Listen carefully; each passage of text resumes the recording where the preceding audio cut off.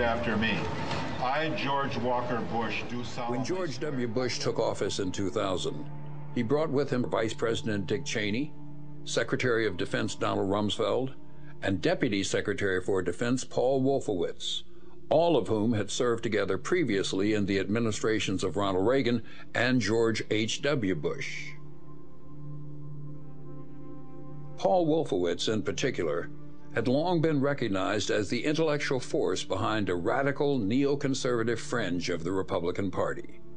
For years, Wolfowitz had been advancing the idea that the United States should reconsider its commitments to international treaties, international law, and multilateral organizations such as the United Nations.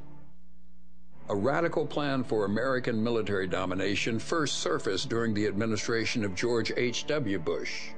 In 1992, Paul Wolfowitz, working in the Department of Defense, was asked to write the first draft of a new national security strategy, a document entitled the Defense Planning Guidance.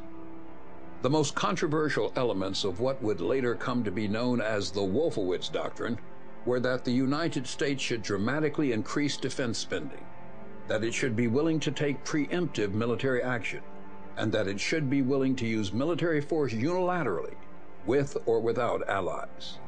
This new reliance on military force was necessary, according to Wolfowitz, to prevent the emergence of any future or potential rivals to American power, and to secure access to vital resources, especially Persian Gulf oil.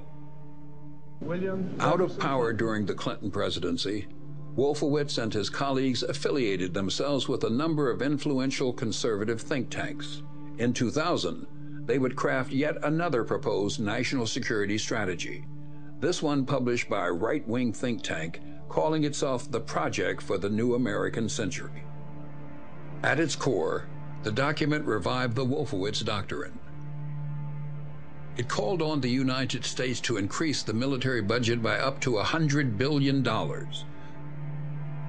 to deny other nations the use of outer space, and to adopt a more aggressive and unilateral foreign policy that would allow the United States to act offensively and preemptively in the world. The elimination of states like Iraq figured prominently in this grand vision. But even these hardline conservatives knew that the Wolfowitz Doctrine was likely too radical to win the support of the foreign policy establishment, their own Republican Party, and the American people.